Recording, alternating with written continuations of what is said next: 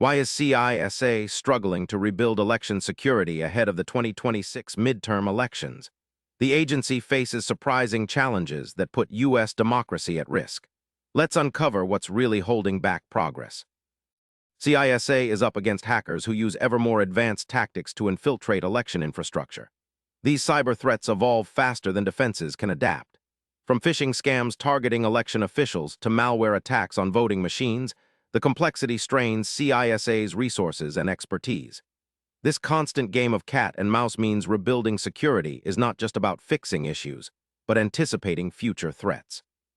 Political disagreements at federal and state levels create roadblocks for CISA. Some lawmakers question the agency's role or withhold funding, limiting how much can be invested in upgrades and training.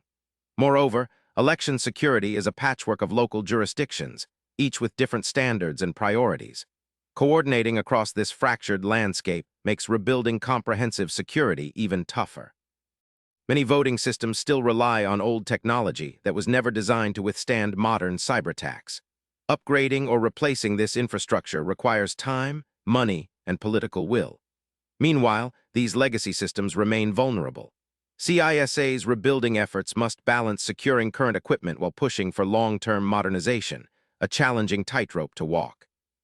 CISA's struggle to rebuild election security before the 2026 midterms is a complex battle against evolving cyber threats, political hurdles, and outdated systems.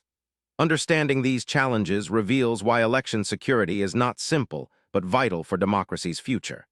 Hit subscribe for daily answers to questions you didn't know you had.